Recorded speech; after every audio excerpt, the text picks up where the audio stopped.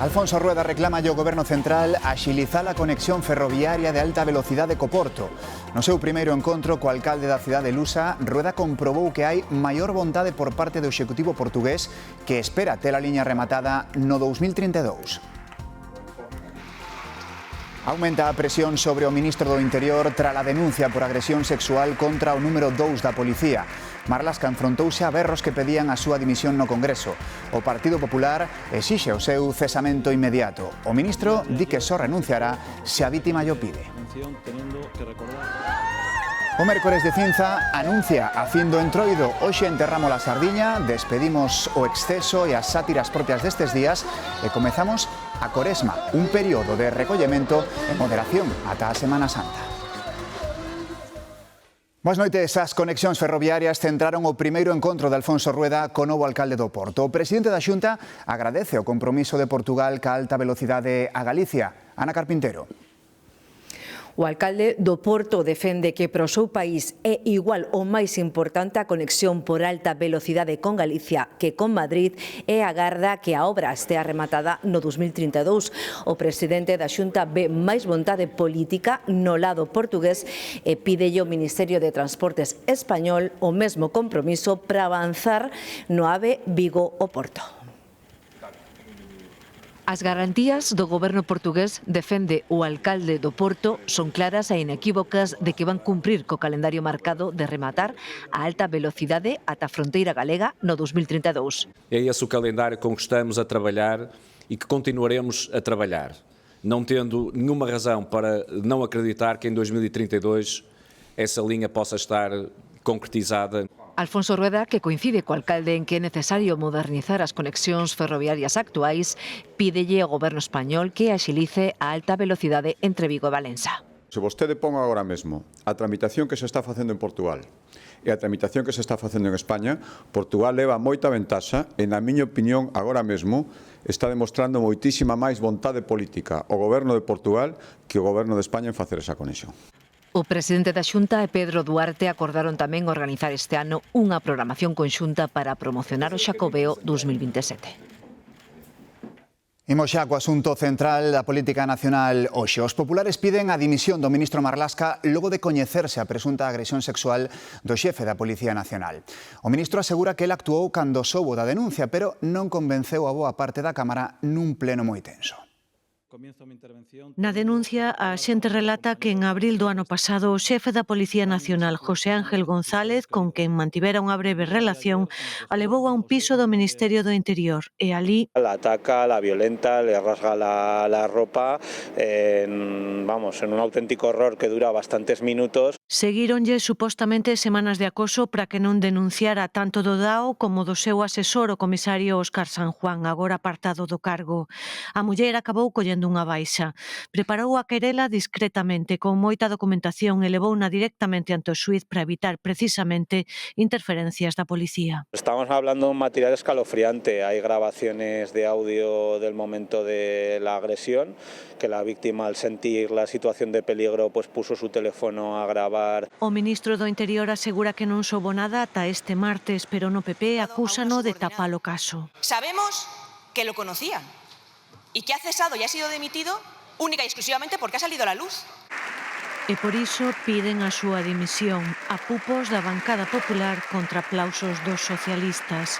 Marlaska só contempla marchar nun caso. Si la propia víctima no se ha sentido protegida o ha entendido que este ministro le ha fallado en algún sentido, evidentemente yo sí que renunciaré y sí que dimitiré. Señor Marlaska, da náuseas verle a usted sentado en el banco azul. Todo un ministro del Interior tapando una presunta agresión sexual. Digan fuera de este hemiciclo que el ministro del Interior conocía los hechos y que no actuó, porque entonces nos veremos en otras instancias. Tanto a xente como o exxefe da policía declararán ante o xuíz o 17 de marzo. O presidente do goberno está na India en viaxe oficial. Dende ali defendeu a actuación do goberno neste caso e non ve necesaria a dimisión do ministro do Interior como pide o Partido Popular. El gobierno de España ha actuado con empatía, con coherencia y con contundencia. E insisto, sería bueno que aquellos que hoy están exigiendo eso que ha hecho el ministro del Interior, Fernando Grande Marlaska, se lo apliquen a sí mismo. Gabriel Rufián presentou esta tarde o seu plan para que a esquerda alternativa se presente xunta ás próximas eleccións xerais. O portavoz de Esquerra no Congreso propón presentar unha candidatura única por provincia, co obxectivo de vencer a Vox en todo o territorio. Defende que cada partido conserve o seu ideario, pero fala de pactar un programa común que inclúa o antifascismo e o dereito á autodeterminación como puntos imprescindibles. E propón ademais a creación dun grupo interparlamentario único no Congreso. O acto acudiron membros de Más Madrid, de Sumar, de Compromís e da Xunta Aragonesista. Tamén deputados de Esquerra Republicana, aínda que non o líder da formación, Oriol Junqueras, que tamén estaba hoxe en Madrid. Rufián apelou á responsabilidade de todos, di, para frear a Vox. Repito, ¿cómo le ganamos provincia a provincia, escaños a Vox? Lo demás, de verdad, que es filosofar. Filosofar. ¿Cómo lo hacemos? Repito, ¿de qué sirve? ¿Qué sentido tiene 14 izquierdas en el mismo territorio compitiendo por migajas? Seguimos falando dos movementos na esquerda española. Pedro Sánchez pronunciouse hoxe sobre as declaracións de Felipe González nas que aseguraba que non o vai volver votar. Ironizaba así. Estoy encantado de que Felipe González sea militante del Partido Socialista Obrero Español y de que en un futuro vuelva a votar al Partido Socialista. Pero será lejano, porque me voy a volver a presentar. Estamos de novo en Galicia, onde hai xusto hoxe 2 anos as eleccións galegas das que o PP de Alfonso Rueda saía gañador con maioría absoluta. A través dunha mensaxe nas redes sociais, o presidente da Xunta di que o seu goberno traballa cada día para estar á altura desa confianza. Reivindica tamén un xeito propio de facer política, o estilo Galicia Calidade. Asegura ademais que seguen ca mesma forza do primeiro día. 2 anos que, segundo o PSDG, Alfonso Rueda gobernou a base de titulares e propaganda e nos que non pararon de medrar as carencias dos galegos. Nunca un presidente deixou a tantos galegos e a tantas galegas sen vivenda, sen médico e sin os cartos que por lei verdadeiramente lle corresponden. Balance negativo tamén dende o BNG para estes 2 anos de legislatura. Temos un goberno e un Partido Popular entregado absolutamente aos intereses dun puñado de empresas vendendo a precio de saldo recursos e a riqueza deste país. Os populares defenden a coherencia da xestión de Rueda e o cumprimento do programa co que se presentou ás eleccións. Se pode discrepar co goberno de Alfonso Rueda, faltaría máis. O que non se pode dicir é que non é coherente co programa co que concurriu ás eleccións. E, polo tanto, o que estamos facendo, o que levamos facendo estes 2 anos e o que aspiramos a facer os 2 anos que nos quedan todavía é a seguir cumplindo coa palabra dada. Coa palabra que lle deron os galegos, dixo Pazos e que mereceu, lembrou o apoio da maioría dos cidadáns. O BNG rexeita condenar os últimos ataques ás sedes do PP. Os populares presentaron unha iniciativa no Parlamento para que todas as forzas políticas amosasen o seu rexeitamento a este tipo de actos. O PSDG apoiouna, aínda que lamentou que outros ataques ás súas sedes non fosen condenados. O PPDG afirma que non se pode permitir actos vandálicos como os das últimas horas en Lalín e Sada porque atentan contra a convivencia democrática. A Fiscalía da Coruña investiga as oposicións a administrativos da Seguridade Social que se celebraron nesa cidade o día 13 de setembro do pasado ano. Das 50 mellores notas en todo o Estado, nesa convocatoria, a metade saíron dese exame. Ademais, 7 aspirantes non cometeron ningún só erro na proba.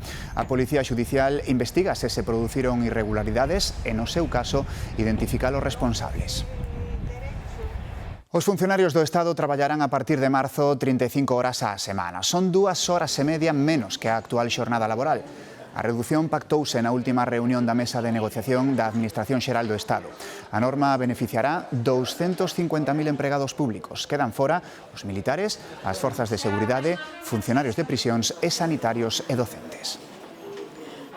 Máis asuntos, o Adif agarda reabrir en breve a liña ferra entre Ponferrada e Ourense, interrompida ás 8 desta mañá debido ao enganche do primeiro rexional do día Ponferrada-Ourense ca catenaria entre Montefurado e Quiroga e San Clodio. A avaría provocou danos na electrificación. Os 19 usuarios foron evacuados sen problema, como recollen as instantáneas que vemos do GES de Quiroga que colaborou no traslado. É o segundo accidente na liña en 48 horas. A borrasca Pedro deixou hoxe problemas nos aeroportos galegos. 2 voos con destino a Santiago procedentes de Valencia e Gran Canaria tiveron que ser desviados respectivamente a Madrid e Oviedo por mor do forte vento. O mesmo aconteceu cun dos avións que debía aterrar no aeroporto coruñés de Alvedro procedente de Madrid e que o acabou facendo no de Lavacolla. Esta tarde morreu asfixiada unha muller en Madrid nun posible caso de violencia machista. A policía detivo un home que se presentou na comisaría confesando os feitos. Tras tomarlle declaración, unha patrulla desprazouse ata o domicilio onde acharon o cadáver da súa exparella de 33 anos. O home tiña en vigor unha orde de afastamento sobre a vítima. A Garda Civil detivo o exmarido e pai da muller e da nena atopadas onte mortas con sinais de violencia na localidade castellonense de Chilches. Investígano como o presunto autor do dobre homicidio. O home tiña unha orde de afastamento e antecedentes por violencia machista. A confusión segue rodeando o acontecido nesta vivenda de Xilxes, onde onte apareceron mortas unha nai e a súa filla con sinais de violencia. A primeira versión apuntaba que o exmarido e pai das vítimas foi quen atopou os corpos. Al parecer le mandaron unas imágenes a través del móvil y vino aquí, entró dentro de casa y cuando vio pues todo lo que había, pues salió venga el grito aquí. Supostamente nesas fotos aparece un encarapuchado cos cadáveres, pero os investigadores poñen agora en dúbida esa primeira versión. O denunciante pasa a ser agora o principal sospeitoso. Ha sido detenido por presunto doble homicidio. A Garda Civil está revisando as imaxes das cámaras de seguridade instaladas na sede da Policía Local, xusto en fronte da casa das vítimas. O sospeitoso tiña unha orde de afastamento en vigor ata 2027 e hai un ano xa o detiveran por agredir a muller. María José, de 47 anos, estaba no sistema Biogen. Na última valoración, a súa situación describiuse como de risco medio. Un cento de veciños de Xilxes arrouparon este mércores os parentes das dúas mulleres, que de confirmarse serán a 8ª e 9ª vítimas de violencia machista en 2026. Un mariñeiro de orixe marroquí residente en Cangas faleceu mentres pescaba no buque Manuel Nores, pertencente á armadora do Villa de Pitanxo. Patricia.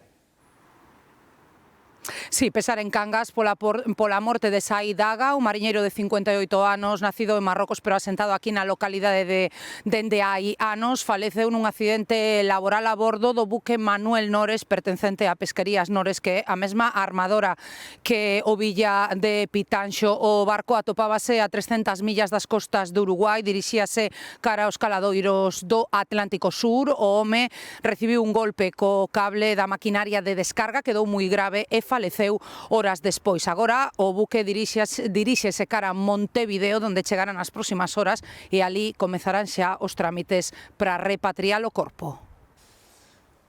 Grazas, Patricia. En Vigo, unha operación combinada da Garda Civil e a Axencia Tributaria deu no comiso de 80 kilos de cocaína e a detención de 2 persoas de nacionalidade albanesa. A droga estaba agochada nun colector procedente de Ecuador. Os axentes detiveron os 2 presuntos narcos no Porto na madrugada do domingo pasado cando tentaban recuperar a cocaína. Xa tiñan localizada a droga de antes, pero agardaron que alguén fose por ela. Estaba agochada no sistema de refrigeración dun colector procedente de Ecuador, que fora examinado nunha inspección. Comisaron en total 80 kilos de coca, un coche e os artefactos necesarios para recuperala e transportala. Os 2 detidos son cidadáns albaneses, presuntamente membros dunha organización criminal internacional. A operación segue aberta. É o segundo alixo de cocaína comisado no Porto de Vigo no que vai de ano. A mediados de xaneiro comisouse outro de 200 kilos nunha operación denominada Monterrey, en que tamén houbo 8 persoas detidas. Preocupación entre os veciños de Barbadás por varios incendios supostamente provocados. Acontecen todos de madrugada en inmobles deshabitados e provocando outro incendio antes como distracción. O incendio deste colector, que afectou tamén a un coche, foi o primeiro sinal de aviso que recibiron os servizos de emerxencia na madrugada do martes. Queimaron aquí un contenedor para despistar aos bomberos que acudiran primeiro aquí e despois acudiran aquí, pero queimaron a outra vivienda. Pero bueno, xa non é a primeira vez, esperemos que sea a última. Son varias casas, foi un coche. Desta volta as lapas provocaron importantes danos nesta vivenda deshabitada situada no centro do barrio do Regueiro, toda apunta que se trata de incendios provocados. repite a circunstancia de que primeiro hai un primeiro incendio, valga a redundancia, de distracción, por decirlo desa maneira, e despois un incendio nun inmueble deshabitado. Dende 2020 rexistráronse polo menos 7 incendios, 4 en vivendas e un nunha adega. Temos preocupación, vamos ter. Estábamos preocupados e con isto de ayer, antes de ayer, 8 máis. O momento solo son daños materiais, pero bueno, pode que algún día pois prendan ou prenda nunha casa habitada e hai xente e hai unha desgracia maior. Preocupación que levou a moitos a instalar alarmas ou mesmo cámaras dentro do Concello recoñecen a existencia de veciños conflictivos. Está nas maus das forzas e corpos de seguridade, que isto non é fácil de investigar porque sempre se suceden estes feitos de madrugada. Xa solicitaron ás forzas de seguridade que se incremente a vixilancia na zona. A investigación do incendio de Manlleu en Barcelona no que morreron 5 rapaces apunta a unha morte accidental, unha traxedia que pon o foco na seguridade dos rochos. Con vivendas cada vez máis pequenas, os rochos converteronse nunha alternativa para guardar pertenzas. Tras a traxedia de Manlleu, a súa seguridade volve ao debate. Cada comunidade autónoma ten unha normativa co tema dos trasteros porque é unha actividade nova. De feito, en moitos concellos todavía non saben que normativa aplicar. O que nos marcaron a nos aquí é paredes que aguanten unha carga de fuego de máis de 45 minutos, ventilación forzada. Un básico son os extintores que temos que ter, pero no noso caso puxemos un bies con agua, que é moito máis costoso, pero é moito máis efectivo. As empresas de alugueiro vixían o acceso aos rochos e só permiten a entrada aos seus clientes, lembrando que só se poden guardar determinados obxectos. Que todo de sentido común, non podes meter material inflamable, non podes meter produtos perecederos, nin produtos orgánicos, nin plantas, nin explosivos, nin drogas, nin cousas de moito valor. A demanda dos rochos segue a crecer entre particulares e empresas e tamén aumentan as consultas sobre usos prohibidos pola normativa, como dormir neles. Xa se nos deu o caso de ter que botar xente que estaba pernotando dentro do trastero porque está explícitamente prohibido no contrato. Tuvemos xente que consulta se o pode facer. Na cidade de Ourense hai máis de 400 rochos en alugueiro e están ocupados en máis do 90%.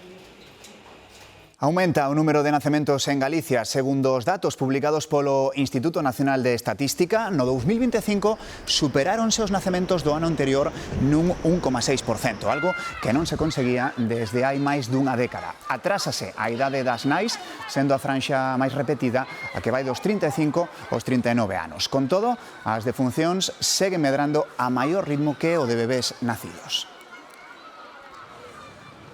Na política do Reino Unido, o encargado de dar estabilidade é un felino, é o gato Larry, que cumpre 15 anos servindo no número 10 de Downing Street. 7 vidas ten un gato e este xa sobreviviu a 6 primeiros ministros. De vivir na rúa, adoptado por David Cameron, ata converterse no cazador oficial de ratos do goberno británico. Non só caza, tamén ten unha habilidade especial para coarse nas fotos das visitas oficiais.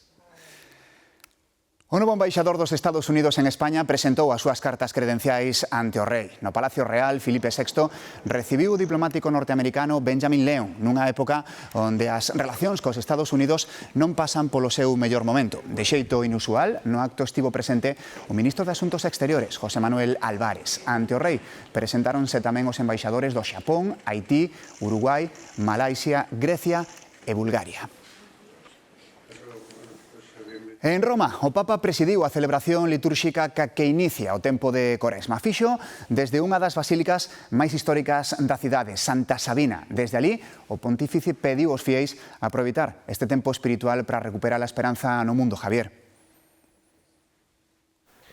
Sí, estamos diante da Basílica Histórica de Santa Sabina, un lugar que está afastado do centro de Roma, desde onde o Papa León XIV dixo que é normal sentir impotencia ante o panorama actual. Dixo, palabras textuais, que o mundo está ardendo, que hai cidades enteiras desintegradas pola guerra e que o dereito internacional e a xustiza están quedando reducidos a cinzas. Por eso dixo que este período de Coresma co que os cristiáns preparan a Semana Santa, a resurrección de Cristo, é un momento onde hai que pasar dese sentimento de impotencia ata a esperanza, que hai que cultivala durante estas semanas deste período litúrxico. Mércores de Cinsa remata, por tanto, un entroido pasado por auga que non arredou ningún chisco. As ganas de entroidear tampouco botou para atrás os entroideiros no enterro da Sardiña, Xoel. Si, logo dunha semana de moita troula, tamén moita tradición. A cidade das Burgas despide así como van ver o seu entroido co tradicional enterro da sardiña. Malia a choiva, centos de persoas decidiron acompañar con mestura de tristura e celebración a representación desta sardiña dende a Praza Maior e ata o Parque de San Lázaro, un acto simbólico que pon o broche definitivo a unha das festas máis enlleiras desta provincia, berce indiscutible do entroido e que dá paso, segundo a tradición cristá, o período de Coresma. Estamos na Coruña, que conta con case 100 edificios de estilo modernista. Son auténticas xoias arquitectónicas que dan conta da expansión da cidade a principios do século XX. Construída en 1911, Casa Rei, na Mariña, é un dos edificios máis significativos do modernismo coruñés. Ya nos hacen la versión coruñesa con las galerías, incluso hace lo que pretendía el modernismo teórico, que era que las obras fueran obras completas, sea albergarse arquitectura, pintura, escultura. Outra das pegadas está na Praza de Lugo, entre as edificacións a que ocupa o número 13, coa súa fachada case teatral. Hecha por una mujer, promocionada por una mujer, Jerónima Arambillet, que era propietaria de una empresa de cerillas y es uno de los ejemplos también más floridos de la misma época que la Casa Rei, que acabamos de hablar de ella. Liñas curvas, ornamentación, formigón e ferro como novos materiais que aparecen en edificios con novos usos, como dos antigos almacéns de San Nicolás. Es uno de los pocos casos de arquitectura asimétrica, o sea, si partimos el edificio a la mitad, parte derecha e izquierda son diferentes, para tener mucho más escaparate y el portal está relegado a un lateral. Art Nouveau da arquitectura chega a Coruña en 1897 nun momento de expansión urbana. Era un momento de muchísimo auge constructivo, llegó a haber hasta 8 arquitectos modernistas construyendo al mismo tiempo. Como divulgador, Alberto organiza visitas guiadas. Tamén hai rutas organizadas polo Concello. A cidade conserva case 100 destas xoias modernistas. 4 emprendedores póñense á fronte do cine de Viveiro, un negocio que hai un mes cesara na súa actividade. Teñen un proxecto para converter o lugar nun espazo multicultural onde se poden organizar eventos, exposicións e conferencias e, por suposto, ver cine. José e Fernando son dous dos piares sobre os que se asenta o novo proxecto para o cine de Viveiro. Converteron nun espazo aberto a todo tipo de iniciativas culturais. A nosa idea é aproveitar ao máximo todo o espacio que temos nas 3 salas de cine. Temos espazo para 500 persoas e ao final, pois, dende teatro, microteatro, stand-up, actuacións, incluso congresos para motivos empresariais de outra índole. Nos un espazo multicultural e aberto para todo o mundo. Nas salas van seguir proxectando películas, pero cando estean libres poden servir para outras actividades. No vestíbulo, onde situarán unha cafetería, tamén prevén acoller exposicións. E calquera persoa que lle interese, que lle guste expoñer as súas obras aquí, nós sin ningún tipo de problema. Estamos abertos a calquera proposta. O antigo cine pechou a principios de xaneiro, agora o local está en obras. Xa se renovaron as butacas e a intención é abrir de novo na primavera. 20 anos dun dos concertos máis multitudinarios e lembrados da historia, o dos Rolling Stones na praia de Copacabana no Río de Xaneiro. Os cálculos falan d'1,5 millón de persoas. Axuda que foi gratuito o concerto, pero aínda así foi unha loucura e a banda de Jagger paralizou a cidade a unha semana do famoso entroido do Río. Jagger levou unha camiseta ca bandeira brasileira e mesmo falou en portugués co público. O concerto foi retransmitido a todo o mundo para satisfacción dos fans do Rolling. Con ese tema, con Satisfaction, pecharon un show que quedou para a historia do rock. Ata mañá.